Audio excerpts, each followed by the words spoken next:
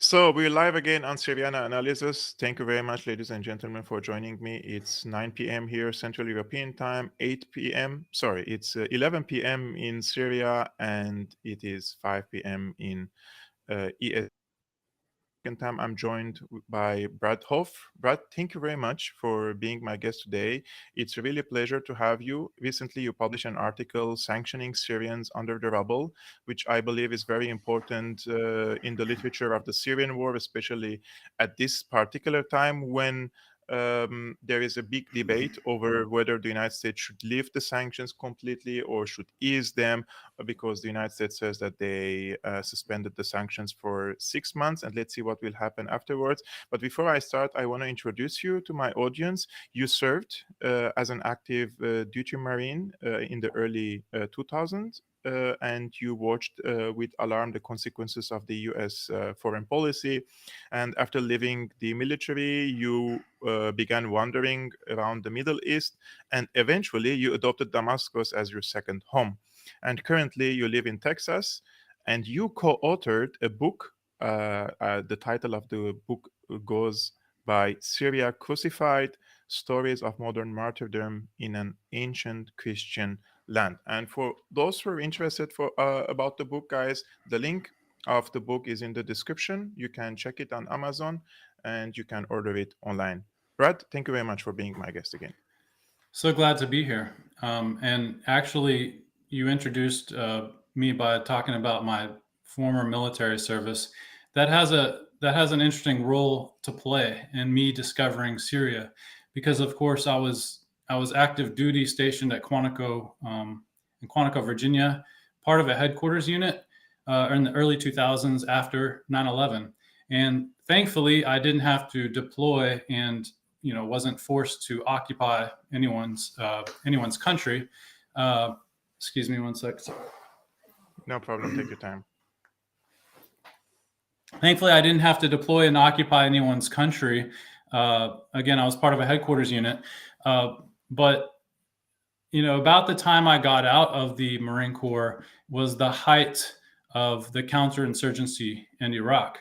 And I was still a little bit of a neocon. I still had some of those views ingrained in me in the military, and very common in that time.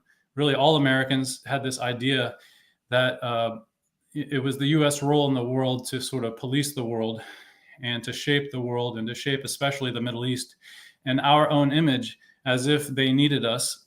And I got out and started reading, especially about ancient Middle East Christian communities, and decided to go there to some of these communities and see it for myself.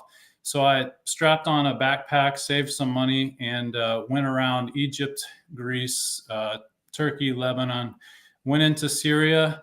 And this was kind of the beginning of a complete change of mind, a complete change of thoughts in terms of my prior thinking, that prior sort of neocon thinking.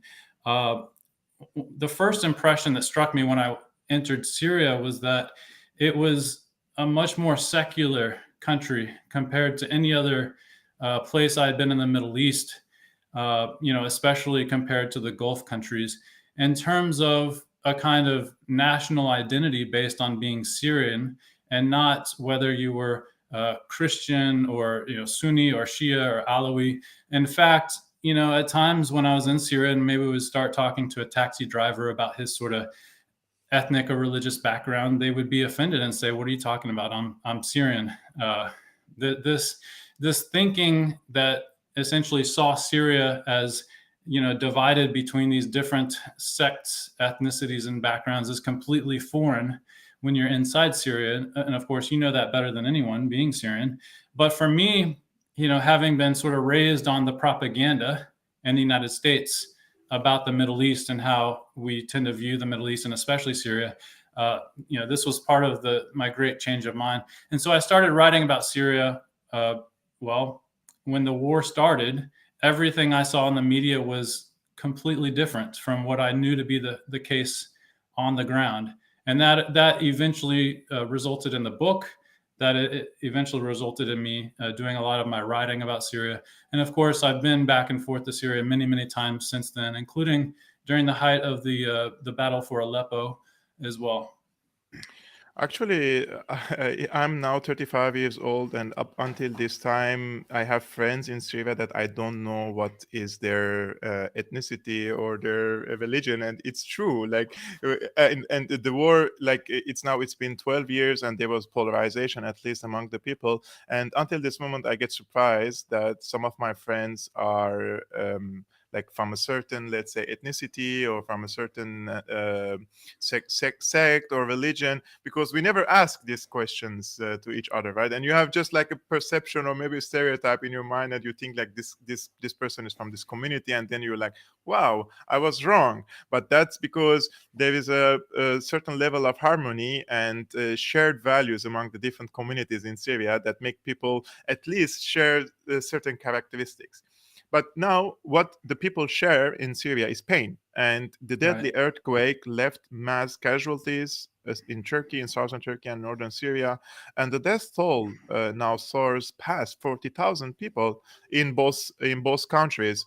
While international broadcasts focused on rescue operations in Turkey, the presence of the rescue operations on the Syrian side was much less evident, as you pointed out in your article. Why was like bigger focus on Turkey and lesser focus on Syria? And I'm very happy that there was a huge rescue operations in Turkey because it was hit harder, let's say, than Syria. Right. But why this dismissing of the Syrian, like the Syrian side of the story?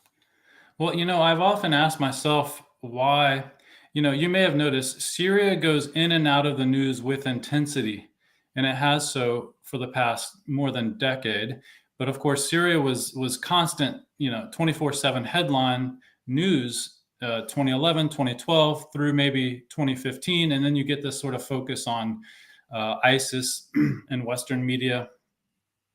But really, the last few years, it's disappeared. It's disappeared from the media's radar, and yet the whole time, U.S. policymakers, Western policymakers, media pundits claim to have Syrians' best interest at heart, claim to be looking out for the Syrian people, and yet their plight has largely disappeared over the past many years. Excuse me. No problem. In Arabic, we say "saha." Thanks. Yeah, I'm actually getting over a cold, so forgive me if I start in on a coughing fit while I'm talking. So now the earthquake comes along, and it's just tragedy upon tragedy, as you said. It's just Syrians can't catch a break. It's just there's never good news to come out, and it's suffering upon suffering. And so suddenly Syria comes back, into mainstream media focus, and yet right away, you have, Syria presented not as a place, and the people presented not as a place that needs help, that is suffering immensely. But immediately the stories start launching into Assad and the government, and the question of who's politicizing aid, and the sort of blame game, and it's tragic and unfortunate. I would say the underlying reality as to why Syria hasn't been covered, but when it is covered, it's covered in a way that somehow focuses. It's all obsessed with one man. It's all obsessed with Assad rather than the people. It's because, as you know, anyone living in a government area, since the very beginning of this horrible war, has been dehumanized. In the West, if you are a Syrian, you are seen as, I really think, it just de facto treated as somehow less than human if you're from Aleppo, versus you live in a quote unquote opposition area. So I think that has a lot to do with it. This dehumanization, which has been really a long running mainstream media legacy in terms of covering the war since it started. But ironically, as you know, there are many millions of people suffering even inside government areas who are probably opposition themselves. They It's are. been right. There are many opposition friends I have. I have relatives who are opposition in government-held areas. That doesn't mean if they live in government-held areas that they are with Assad.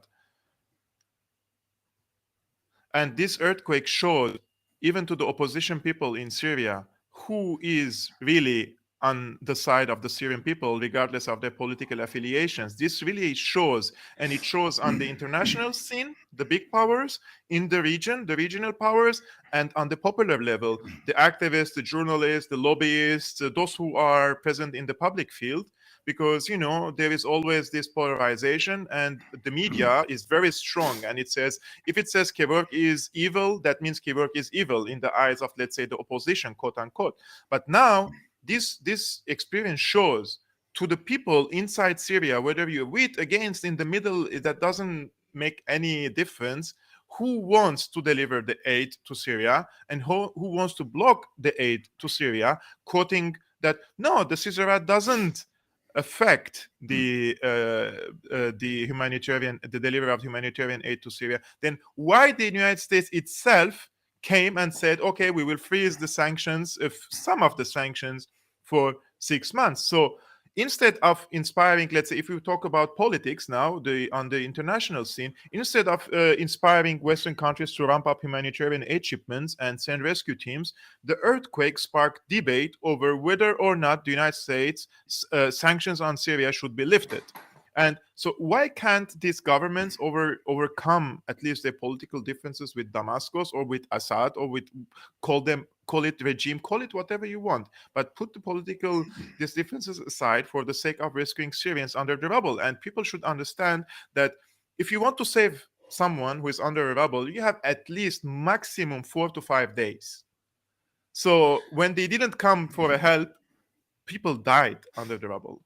Well, you also need earth-moving equipment, the big tracks, excavators, and of course, these are precisely the types of things that neither the government nor even any kind of private sector building contractor can ever hope to get under the Caesar Act sanctions, because it's not only the full-size equipment itself that's under sanctions, but parts. So let's say even if you had some kind of multinational company in India that was willing to transact with Damascus, earth-moving equipment, well, likely that earth-moving equipment had US-made parts, or at least it's a big enough company that it would come under severe sort of domino effect repercussions from Washington. So even if there are either private corporations or countries that are willing, when it comes to certain essential equipment, which was vital in the early days,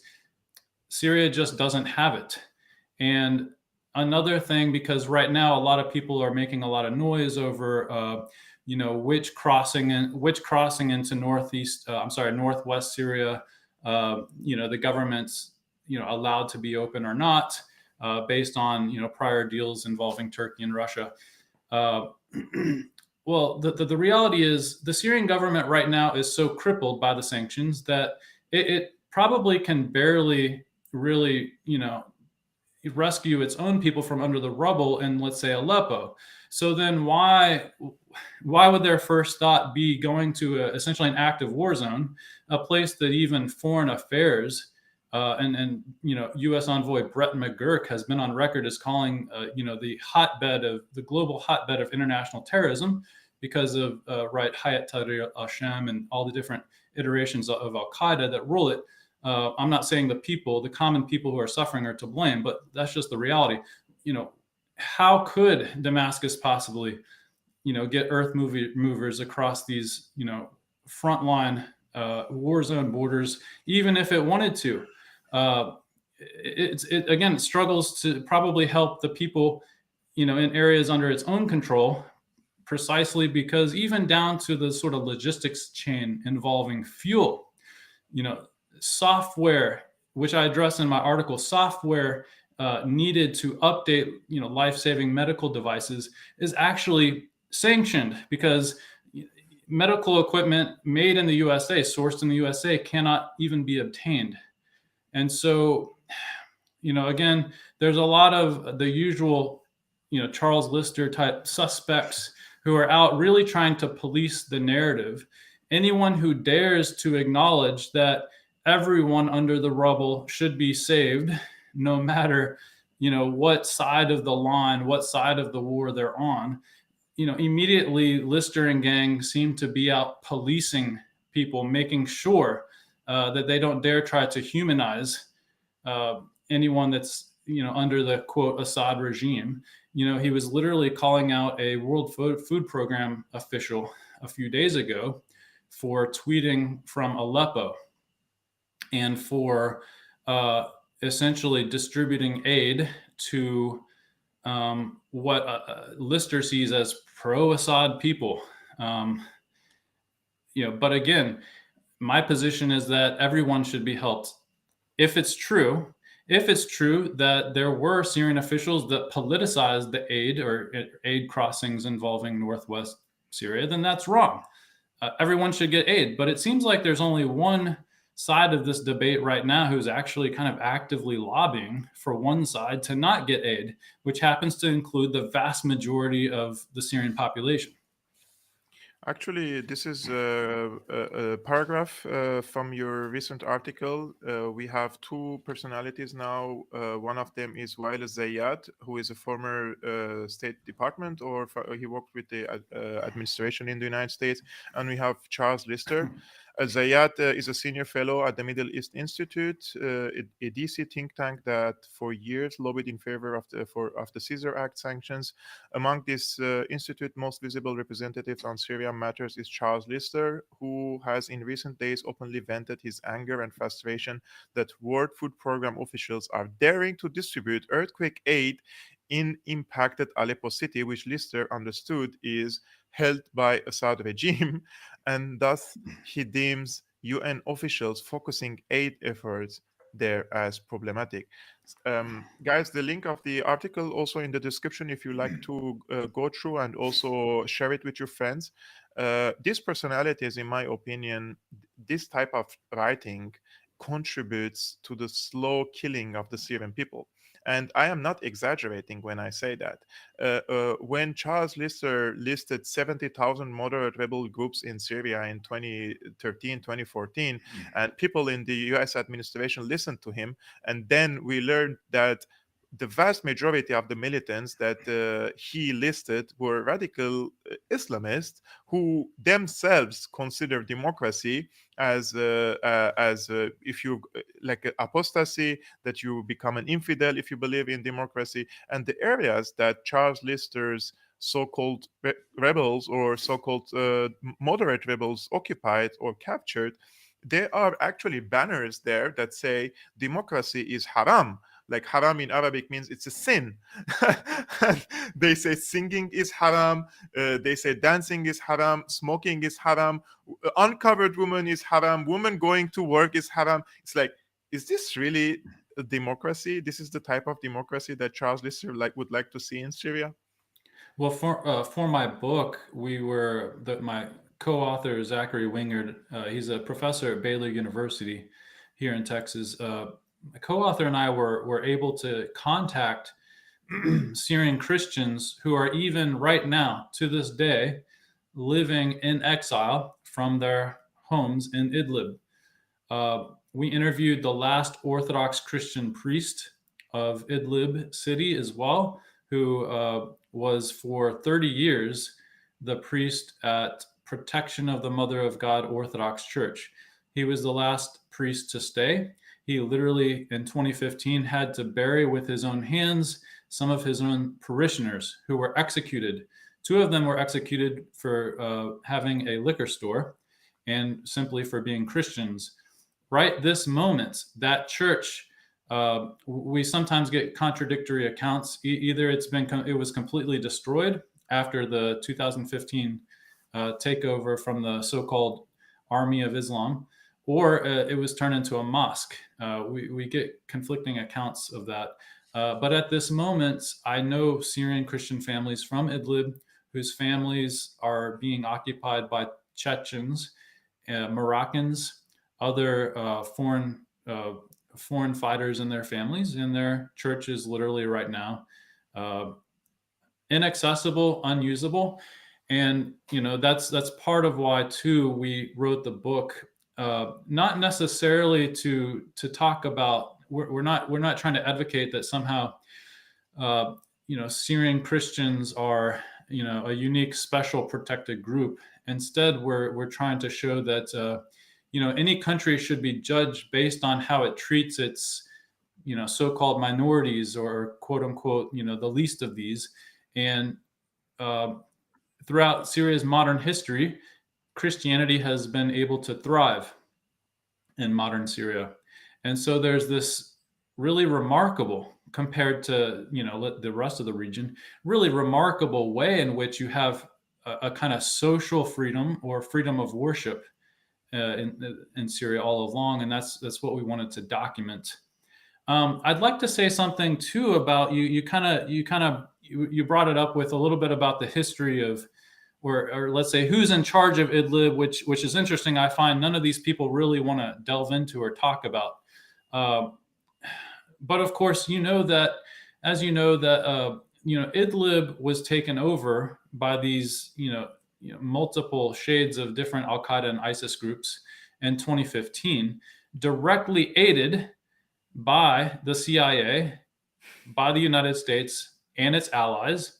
And this program was, of course, run out of southern Turkey. And I find it deeply ironic and tragic right now that there's so much focus on, aid and getting across these borders, when for years the West didn't give a single thought as it shipped hundreds of millions of dollars of weapons, not aid, weapons across these borders. And so it's interesting, the sudden politicization and sort of concern for,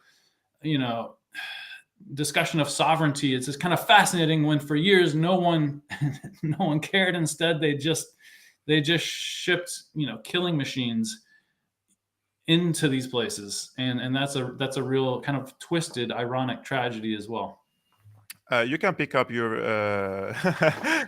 your earpod. I'm just gonna sorry, say it's really it's crazy. new and it keeps falling out. Yeah, go ahead.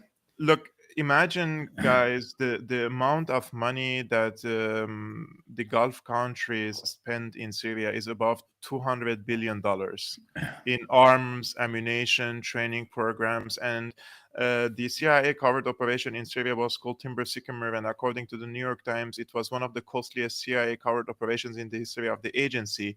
And they have done this all with complete disregard to any border crossing or any sovereignty or any borders.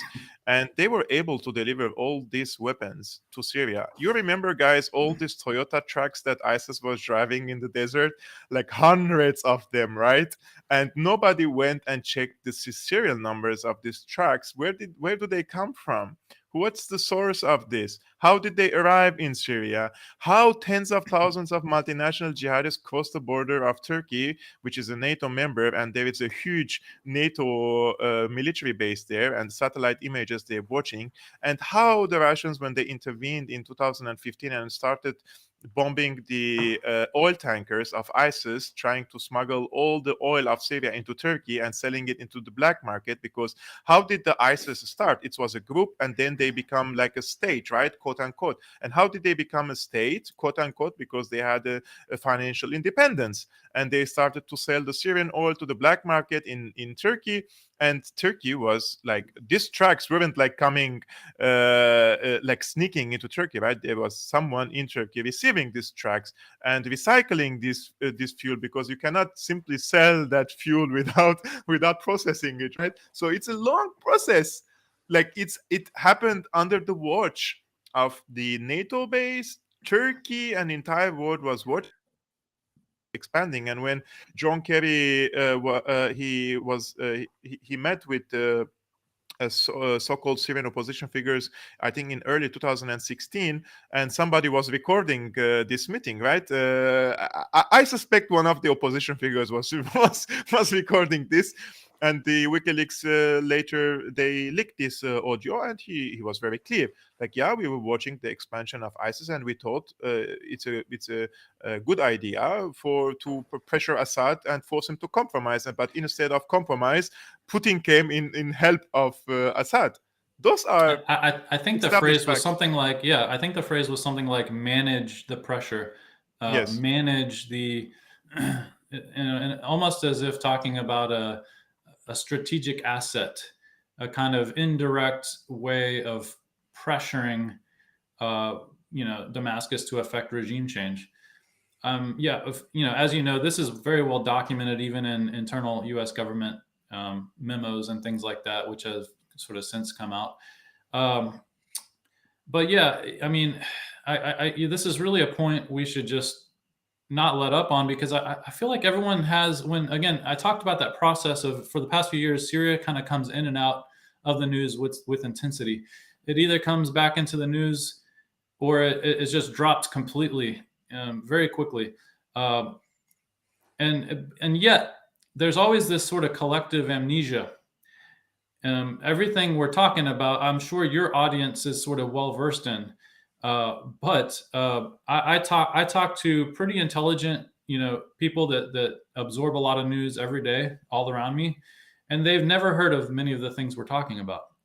And of course, anytime somebody for some publication in the West writes some, revisiting the history of the war in Syria, again, more amnesia. All of these like incredibly well documented facts are just left out. You even have former U.S. officials that continue to this day. They write these autobiographies, these tell-alls. I mean, Mike Pompeo recently was out with one. He was former director of the CIA, and they just openly confess. Again, oftentimes much of what we're talking about, and everyone has this collective amnesia. And here we are once again, and the kind of Washington, D.C. policy discussion, has little to do with actually caring about Syrians, regardless of where they live. But it's this complete obsession with Assad, and this complete obsession over whether you're sort of violating mainstream Beltway orthodoxy when you speak about Syria. I'll give you a great example. I won't name him, but there was a FDD, think tank member who sort of spoke up on Twitter, calling out my article because I merely mentioned a city that happens to be part of the so-called opposition. Mm-hmm. And because I mentioned that city while calling for sanctions to be lifted across all of Syria, he attacked me as disingenuous, and that I'm not allowed to write about cities that are outside of Damascus's direct control if I'm making an argument that sanctions must be lifted permanently across the board. It's absolutely insane, the level of kind of policing that goes into effect from the think tanks, from Middle East Institute type places, the Atlantic Council. It's amazing. It happens every time Syria is back in the headlines in any way. And yesterday, Aaron Mate said they are obsessed in Washington, D.C. about Assad because he foiled one of the most organized rebellion that the CIA has ever organized against any foreign country. And to be honest with you, I think this obsession also goes with the Syrians now in government held areas because they consider these people like they resisted this regime change war. So this sadism against the people in Syria is also because of their siding with the government. And I can assure you, I'm Syrian, and since 2011 I've been in contact with thousands of Syrians in Syria.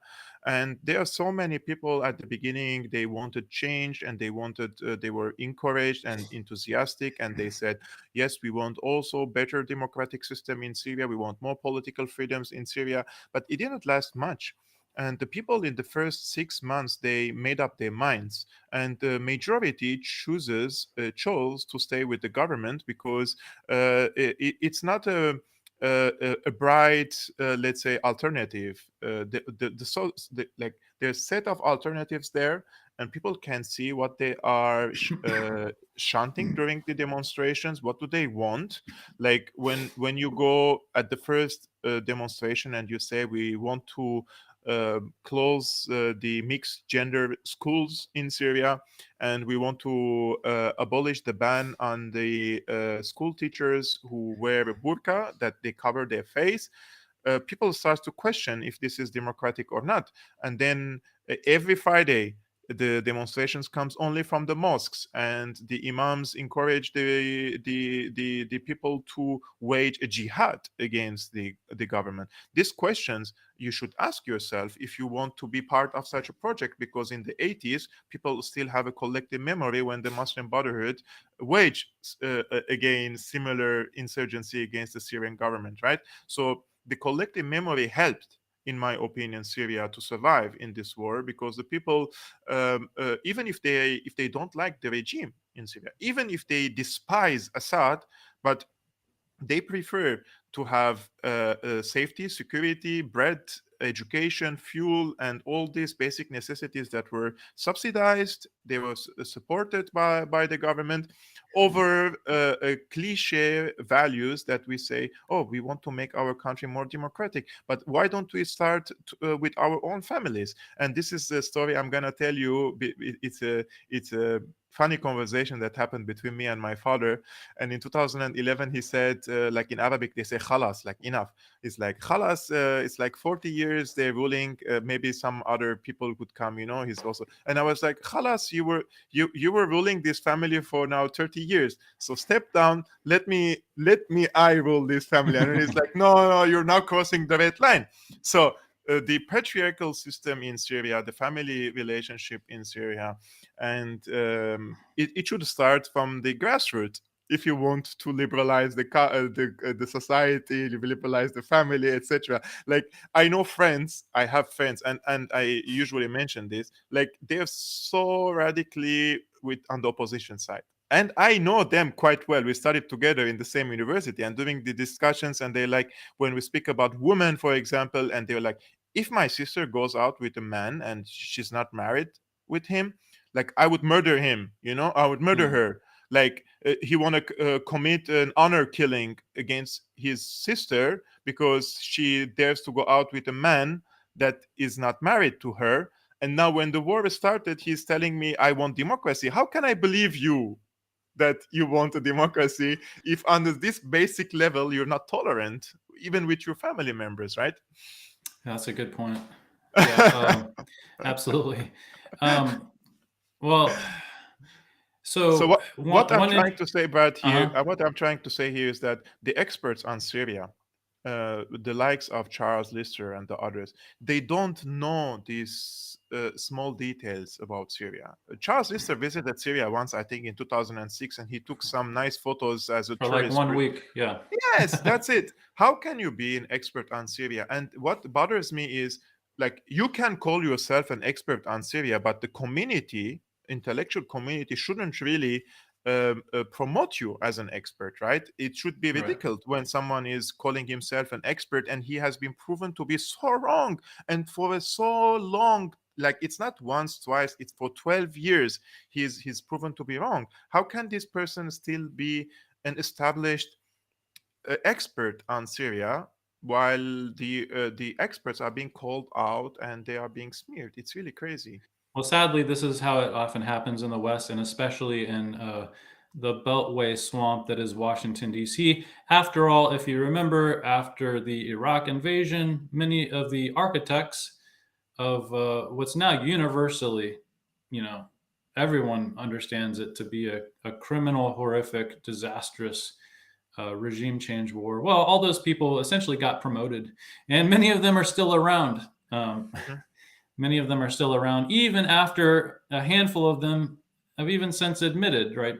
Policy people that were involved in the planning of that Bush's war, you can even admit that it was wrong, and these people still occupy powerful positions, sometimes in even the current Pentagon or administration, but also think tanks. And so, my joke is that that's the best way to, get a well-paid position at a DC think tank, is to just having gotten everything wrong over the past 20 years, and you just sort of fail up. But in terms of what you're saying about knowing people that would be considered anti-government, but who still live in places like Aleppo or Homs or Hama or around Damascus. I mean, that's what's silly. That's what's silly about the whole current sort of debate about sanctions being renewed. And I mean, look, I'm saying there shouldn't have been sanctions in the first place. But again, you have this whole group coming forward to argue in favor of keeping strict sanctions on even during the earthquake. So what's so silly about this is that, as you said, the Syrian war was the biggest international fueled proxy war in modern times. And yes, you referenced that important CIA article, and everyone needs to go back and read about Timber Sycamore before it kind of falls from collective Western memory, if people even kind of knew about it in the first place. But okay, so the Syrian government is there to stay. Like, it doesn't matter how much if I want it gone, if you want it gone, if anyone wants it gone, if anyone wants this or that, it doesn't matter. People need to deal in reality. And the reality is, if the Syrian economy is smashed and there's runaway inflation and a carton of eggs costs the equivalent of, $25 when wages have been stagnated and frozen and are equivalent to maybe, $150, $200 a month. Well, if you loosen sanctions naturally, there will be a kind of trickle effect reaching everyone, improving the lives of everyone. Dare I say, improving the lives even of people, stuck in this hellhole of Idlib. It's just, people have to deal in reality. I don't know what they want. Somehow, I referenced a Pentagon official who's one of the architects behind the Caesar Act, who, just rejoiced that sanctions are ultimately about blocking any future reconstruction of Syria. So you have these hardcore ideologues who very openly admit that it's still a tool of regime change. But the reality of the past, what does the last 12 years tell us? Like, Assad is going nowhere. It doesn't matter. If you want to help Syrians today, you'll work to lift the sanctions because that'll help everyone, no matter what political stripe. Actually, you're mentioning this woman, right? Her name is Dana Stroul. Dana Stroul, and she serves as the Deputy Assistant Secretary of Defense for Middle East in Biden administration right now. Yes. Is that correct? Yeah. I will play this video, and maybe I would like to listen to your comment on what she says. The United States compelling forms of leverage on the table to shape an outcome that was more conducive and protective of U.S. interests. And we identified 4. So the first one was the 1/3 of Syrian territory that was owned via the U.S. military with its local partner, the Syrian Democratic Forces. Now, this was a light footprint on the U.S. military, only about 1,000 troops over the course of the Syria Study Group's report. And then the tens of thousands of forces, both Kurdish and Arab, under the Syrian Democratic Forces. And that 1/3 of Syria is the resource-rich, it's the economic powerhouse of Syria. So where the hydrocarbons are, which obviously is very much in the public debate here in Washington these days, as well as the agricultural powerhouse. But we argued that it wasn't just about this 1/3 of Syrian territory that the U.S. military and our military presence owned, both to fight ISIS and also as leverage for affecting the overall political process for the broader Syrian conflict. There were 3 other areas of leverage. One is political and diplomatic isolation of the Assad regime. So holding the line on diplomatic isolation, preventing embassies from going back into Damascus. 2 is the economic sanctions architecture. So some of this is part of the maximum pressure campaign of the Trump administration on Iran, but there's a whole suite of both executive and congressional sanctions on Syria and Bashar al-Assad, both for human rights abuses in Syria and to the backers of Assad for their activities in support of him in Syria. And 3 was reconstruction aid. So the United States remains the overall largest single donor of humanitarian aid to Syrians, both inside Syria and refugees outside of Syria. And there was some stabilization assistance in the part of Syria that was liberated from ISIS and controlled via the Syrian Democratic Forces in northern eastern Syria. The rest of Syria, though, is rubble. And what the Russians want and what Assad wants is economic reconstruction. And that is something that the United States can basically hold a card on. via the international financial institutions and our cooperation with the Europeans. So we argued that absent behavioral changes by the Assad regime, we should hold the line on preventing reconstruction aid and technical expertise from going back into Syria. I mean, what is your first reaction when you hear this? Well, first off, look at the verbs she uses. Owned. The U.S. owns 1/3 of Syria, where the hydrocarbons are. And she speaks of Syria as just this grand chessboard, as if she's playing a game of Risk, as if it's her own little personal board game. And she just sort of recommends moving this piece or that piece around and leveraging that. Well, I'll just say, it sort of rhymes with her name, but it's ghoulish. She's a ghoul. This is monstrous. This is sickening. And interestingly, this talk that she gave when she was on the bipartisan Syria study group, which informed Congress and the administration's policy for years after 2019. Again, in that way, she's a kind of direct architect behind the Caesar sanctions. This segment is only well known in kind of independent and alternative media. Places like here, we're talking about it. To my knowledge, this has never been aired on any major US or European network or program, and needs to be just played every time Syria is talked about. People, yes. This is straight from the horse's mouth, so to speak. And people need to be exposed. And I really think to this day, it still hasn't gotten much sort of airtime or exposure. Certainly when I once showed a family member this clip, they were shocked. They could not believe it. I said, well, this is how these policy goons really think. There it is, out in the open. And it's interesting. She used the word, Syria under the rubble, which I focused the title of my American Conservative article, hinged on this word rubble. These are people who are very vocal about wanting Syria to remain under the rubble. And it's really sick and disgusting, obviously. Brad, I'm not surprised, right, from the officials, let's say. And what bothers me is the Syrians. Who up until this moment they do not believe that sanctions do affect the economy in Syria.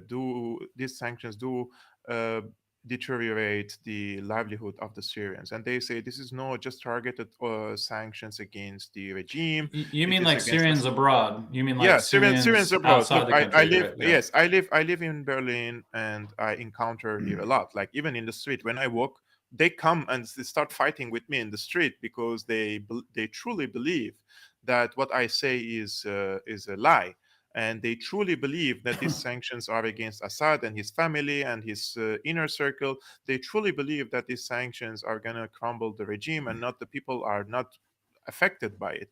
And I'm mentioning this because it was only a few days ago when we were in front of the American embassy demonstrating against the sanctions and asking for lifting all the sanctions on Syria.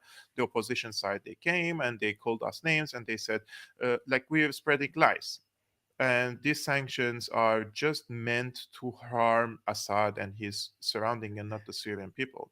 So from an expert point of view, these sanctions started for a very long time, but the harshest one was under the Caesar Act, right? Right. Whose idea was the Caesar Act, and what were the objectives of the Caesar Act? And does Caesar Act have a negative impact on the basic livelihood of the people in Syria, or it's just meant against Assad? I mean, well, to get to the heart of the question of where did the Caesar Act originate, you're probably familiar with the Syrian Emergency Task Force. And it's one of these sort of, let's call it a well-funded, US-connected, professional activist institute or think tank or organization. It's essentially the professional opposition, let's say. Mm-hmm. Not any kind of grassroots type thing. It's very well connected. they were in part behind the whole John McCain visit to northern Syria fiasco. When you remember the infamous photo he took with a militant organization called the Northern Storm Brigade, who very near in time to that photo had been seen cooperating with ISIS on the battlefield. They had also been caught. They had also kidnapped Lebanese Shia pilgrims, and this all came out. And then John McCain's office had to do all kinds of backtracking. Well, that's the Syrian Emergency Task Force. It's a kind of PR organization that was very active early in the war, and they're still very active in sort of speaking to the media and sort of trying to frame the narrative. And of course, they were the ones that really pushed the Caesar Act sanctions based on someone described as a Syrian military defector who said that they had like tens of thousands of photographs of Syrians who had been killed and tortured by the government and things like this. And so that was kind of the main impetus behind the Caesar sanctions, because, of course, if you want to sort of compel action in Congress, you need a kind of mass atrocity story. And, the interesting or controversial thing about the trove of photographs is that as time went by, those, behind the defected Syrian military photographers sort of making his case or presentation had to kind of slowly admit, well, it's not hundreds of thousands of photos. Some of them just show dead bodies of people fought that were killed in the middle of fighting. We have no idea who these people are or what the story is. They slowly kind of backtracked the numbers that they were claiming, were sort of, killed, tortured by the government, things like this. And all of them were simply photos of bodies. And, one of the things is I remember Abu Ghraib well, because I had just got out of the military when the Abu Ghraib scandal in Iraq came out. And these were photos of people being tortured by U.S. military prison guards, torture happening, like it's in action. You see U.S. military guards torturing Iraqi prisoners. It wasn't just a trove of bodies. We have no idea the context or what happened. We have torture being documented in action with cameras. And yes, the interesting thing about the whole sort of Caesar photographic portfolio is, to my knowledge, there's nothing like that. There's nothing like that in terms of that definitive, smoking gun. Are there people there who were killed or tortured by the government in this trove of photographs? Possibly, probably, but I can tell you that the case was much less certain than, let's say, the torture that took place at Abu Ghraib. And so it's after this sort of trove of photographs gets presented before Congress that it was the tipping point. The most far-reaching sanctions ever, leveled against Syria or really any other country, maybe comparably Iran sanctions. But I'm in contact with people on a weekly basis who are they're not political. They're just average people trying to live in Damascus. And yes, on a week by week, month by month basis, they've documented to me how the economy has just spiraled off a cliff. They can barely live. It's horrific. The rate between 2017 or after the Caesar Act and now 2022, if I used to buy this pen for 1 Syrian pound, it's now 800 Syrian pound in these 3-4 years. So for 7 years of war, it didn't increase the prices like it increased now. Now 800% more expensive due to the Caesar Act. And then people come and say, no, these sanctions do not affect the livelihood of the Syrian people. The average salaries have become $30 in Syria. How can, if I'm a father of children and I'm working in the public field, public sector, and getting $30 or $40 per month, how can I send my children to school? When they're 15, 16, I will ask them to go to work. So there's so many drop-ups from the schools, and the entire educational system is being crumbled. The health sector, they don't have fuel to generate electricity. Like those are basic things. Human rights, those are human rights. Like they talk about human rights violation, but this is a direct violation of these human rights. But now the United States, this is, I want to end up with this question with you. The United States announced a 6 month of partial suspension of sanctions to allow humanitarian aid. What does this mean for ordinary Syrians, in your opinion? And do you believe our pressure on social media platforms played any role in raising awareness about this case, and the United States felt maybe embarrassed? That's a good question. The first thing I'll say is I don't actually think this will impact ordinary Syrians and better their situation anytime soon. I think, look, it's a welcome, good step. It is progress. I was surprised by it actually, and I think it did come through pressure, especially from humanitarian organizations, the World Food Program. When you talk to UN officials, they sympathize with us. They don't sympathize with the Charles Listers of the world. I mean, look up David Beasley, right? Or anyone working at a high level on food and hunger in Syria, and they will sympathize with what we're saying, that sanctions can't be used as this weaponized ideological bludgeon to punish an entire population. So I think there will be a very maybe immediate limited possible benefit to people on the sort of front lines of earthquake damage, let's say. But no, to the majority of, some 15 to 20 million of the rest of Syrians living in government area, or the couple of million living in non-government areas, I don't think it's going to make a difference. I think the currency is already too smashed. Trade is already so extremely isolated. And also, what the sanctions have done is to instill fear. Even if there is a nonprofit organization, a charity that wants to help, they are in fear of unknowingly triggering some kind of negative consequences based on the sanctions. And that's really what the sanctions are about by design, to instill fear both in nations that might ordinarily help Syria, but also instill fear in terms of private organizations.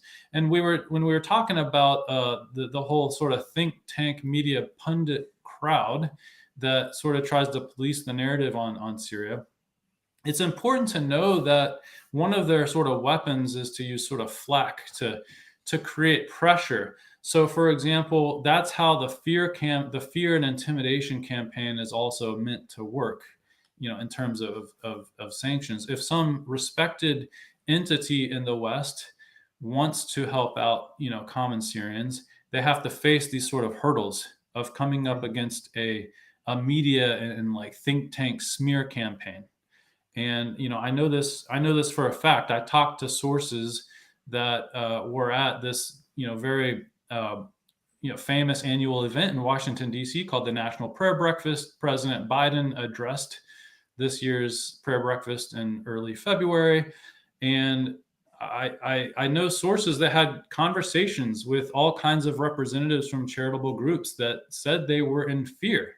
They want to help Syria, but they live in fear of triggering some kind of either sanctions blowback or being target of a smear campaign led by this small cadre of like loud, influential voices that want to basically go around and blame everyone, call everyone an Assadist and all this nonsense.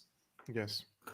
Brad, I'm really, really thankful for your time and your insights on Syria. It's highly appreciated. I can assure you, millions and millions and millions of Syrians are thankful for your work and for your voice, because their voices aren't heard outside. And you understand Syria quite well, and you're writing about suffering in a very eloquent way. Guys, this is the article of Brad, Sanctioning Syrians Under the Rubble in the American Conservative. The link is in the description.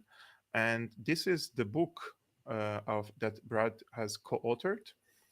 just a second, called Syria Crucified. The link of the book also in the description below. I highly encourage you to also buy the book, read it, also learn about Syria from a perspective of a person who also, I think, also considers Syria home. I think it's very important for. I always say Syria, like Syria is a feeling for me, right? I'm ethnic Armenian. My grandparents survived the Armenian genocide and found themselves in Syria. And when people just ask me now, how is it possible that you love Syria so much? It's just a feeling. You have to live there, live with the people, experience the life there, and live the life of the Syrians, and then you will fall in love. And I can assure you, Syrians do not deserve what happened to them in the past 12 years and do not deserve now to live under these heavy sanctions, whether it's from the United States or from the EU. And now we have a limited chance, guys, for 6 months to raise as much as funds we can. So the GoFundMe campaign that I created that was unsuspended recently, we collected the money. We collected 30,000 euros, guys, thanks to you and thanks to all the sympathizers with Syria. However, 30,000 is nothing compared to the tragedy in Syria, right? So I created another crowdfunding, guys, and this crowdfunding is in Armenia. And Armenia doesn't follow the sanction regime of the United States against Syria. So the link also is in the description below. Just be sure that the average salaries in Syria of a person is $30. So even if you donate $3, $5, $10 for these people, it makes a huge difference.